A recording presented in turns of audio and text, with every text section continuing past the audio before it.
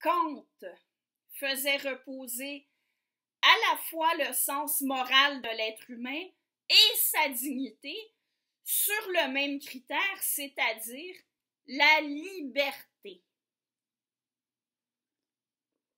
Liberté, c'est un terme assez polysémique. Alors, je vous rappelle que la liberté, dans le contexte de la philosophie de Kant, doit être comprise de la façon suivante. C'est la capacité de s'émanciper de ses penchants naturels qui nous permet, en tant qu'humains, de prendre des décisions. Un animal ne décide pas, ses penchants naturels décident pour lui. Et je vous rappelle que c'est entre autres grâce à ça, grâce à cette capacité de s'émanciper de ses penchants naturels, que l'humain est en mesure de suivre des règles morales. Alors, en tant qu'être doté de liberté, l'humain est digne de respect. On est toujours dans la philosophie kantienne. Mais il faut bien comprendre ce que ça signifie, respecter un humain dans le contexte de l'éthique déontologique de Kant. Ça veut dire qu'il faut le respecter dans sa liberté, c'est-à-dire qu'il faut le traiter comme un être capable de décider lui-même. Respecter un humain, autrement dit, c'est respecter son autonomie. C'est s'abstenir de choisir à sa place. Choisir à sa place en le manipulant ou en le contraignant, c'est immoral. Ce principe-là veut aussi dire qu'on ne doit pas réduire un être humain au rang d'objet. Kant écrivait « Agis toujours de telle sorte que tu traites l'être humain aussi bien en ta propre personne qu'en la personne de tout autre, toujours en même temps comme fin, jamais simplement comme moyen. On ne doit pas soumettre un autre être humain à ses propres objectifs, ni réduire la dignité d'un humain à l'utilité qu'il peut avoir. » Ce principe-là, il a de nombreuses implications. Par exemple, mentir à quelqu'un, c'est toujours immoral. Je vous rappelle que pour Kant, il n'y a pas d'exception. Et quand on ment à quelqu'un, pensez-y, c'est toujours dans le but de l'amener à agir d'une certaine manière. J'ai fait une autre série de capsules sur ce sujet-là en particulier. Vous pouvez trouver un lien dans la description ici. Mais pour faire court dans cette capsule-ci, même quand on croit mentir à quelqu'un pour son propre bien, on est en train de le manipuler. Quand vous mentez pour ne pas faire de peine à quelqu'un, vous êtes en train de vous servir de lui. Vous le réduisez à un moyen d'arriver à votre fin, qui est de ne pas lui faire de peine. Je vous rappelle que pour Kant, ne pas vouloir faire de peine à quelqu'un, ça n'a pas de valeur morale, parce que les conséquences n'ont rien à voir avec la morale selon l'éthique déontologique de Kant.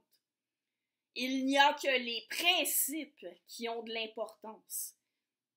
Mentir, c'est immoral parce que c'est une atteinte à la liberté de votre interlocuteur. Pour le formuler autrement, c'est une atteinte à son autonomie.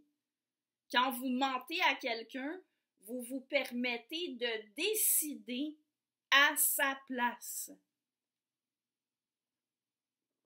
Je suppose que je n'ai pas besoin de développer sur le caractère immoral du chantage, de la menace, de la violence physique.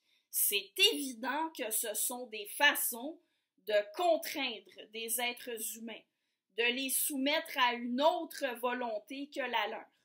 C'est donc clairement une atteinte à leur liberté. Il faut juste se souvenir que si on s'en tient au cadre de l'éthique déontologique de Kant, aucune de ces actions ne doit être considérée comme immorale pour la raison qu'elle cause du tort. Ah, bien sûr que ces actions-là causent du tort, mais invoquer cet argument-là pour dire qu'elles sont immorales, ce serait un argument conséquentialiste, pas un argument déontologique. Dans l'éthique de Kant, les conséquences n'ont rien à voir avec la morale. Seuls les principes comptent. Je le dirai jamais assez. Selon l'éthique déontologique de Kant, la morale n'est pas affaire de conséquences, mais affaire de principes. Et ces actions-là, le chantage, la violence, le mensonge, elles sont immorales parce qu'elles vont à l'encontre de la liberté des humains à qui on les impose, pour aucune autre raison.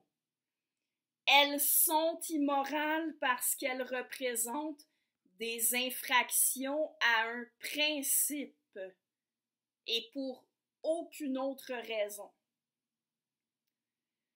Je pense à une implication intéressante du principe de respect chez Kant, qui est encore une implication qui est assez influente dans la mentalité actuelle, qui est justement cette idée que la valeur d'un humain ne peut pas se réduire à son utilité.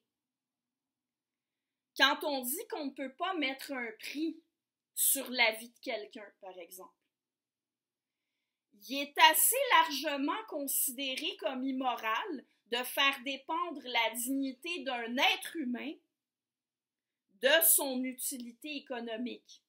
Le fait de penser qu'un humain qui ne travaille pas ou qui ne peut pas travailler parce qu'il a un handicap a moins de valeur qu'un autre qui, lui, serait en mesure de travailler, c'est considéré par beaucoup de gens comme une mentalité abjecte. Et bon, ça soulève certaines questions quand on se retrouve dans des situations comme celle dans laquelle on s'est justement retrouvé avec la pandémie de COVID-19. Quand on est obligé de sauver certaines vies plutôt que d'autres parce qu'on ne peut pas les sauver toutes, là on se retrouve à devoir envisager des choses qui nous dérangent parce que on est comme obligé d'accorder plus de valeur à la vie de certains qu'à la vie d'autres et ça nous dérange parce que ça revient à réduire la dignité d'un être humain à des critères comme son utilité éventuelle ou sur la vie qui lui reste à vivre. On a un malaise avec ça. Quand même, jusqu'ici, le principe dont je vous parle est assez simple à comprendre. C'est assez facile d'opiner aussi, de dire, bien oui, il faut respecter un être humain. L'éthique, c'est jamais simple. Dès qu'on va plus loin que la surface, ça devient compliqué. Le principe kantien du respect de la personne humaine ne fait pas exception à ça. La façon de l'interpréter devient problématique et même conflictuelle quand on aborde certaines questions. Prenez l'aide médicale à mourir. Quand quelqu'un décide de mourir, est-ce qu'on doit refuser de participer à ça, compte tenu que l'humain a une valeur intrinsèque, ou est-ce qu'on doit plutôt respecter la liberté de cet être humain qui prend la décision de mourir? On peut aussi se demander, est-ce que la décision de mourir est vraiment une décision libre?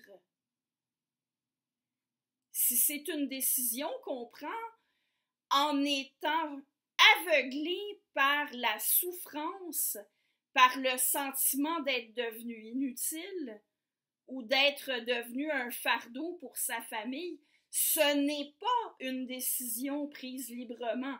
Souvenez-vous que la liberté au sens kantien, ça consiste à se laisser guider par sa raison, à ne pas se laisser soumettre par ses sentiments.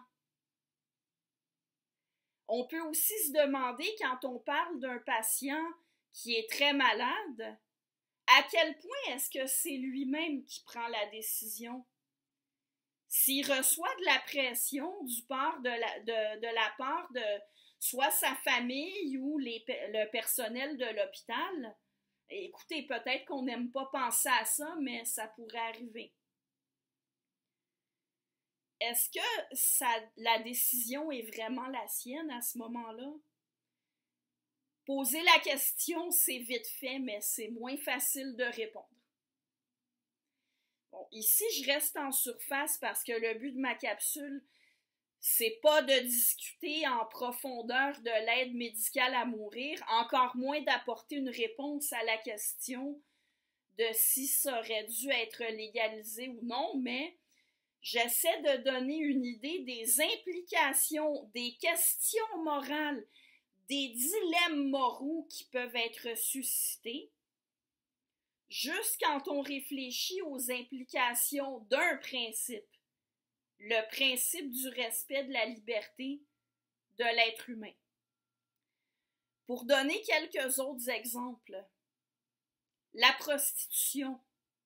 Certains vont dire qu'il faut laisser les personnes qui décident de vendre des services sexuels faire l'activité de leur choix et vont dire que ceux qui supposent que ces personnes-là ont besoin qu'on les sauve d'elles-mêmes, ben c'est du paternalisme et une négation de l'autonomie des personnes qui choisissent la prostitution, de la capacité de ces personnes-là à choisir par elles-mêmes, comme si on voulait choisir pour elles.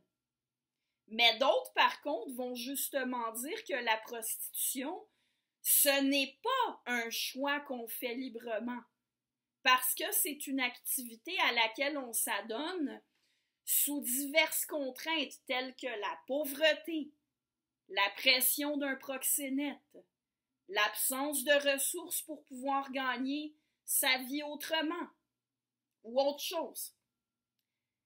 Ici, vous remarquerez que les deux positions mettent de l'avant un principe qui ressemble beaucoup au principe kantien du respect, mais en l'interprétant différemment.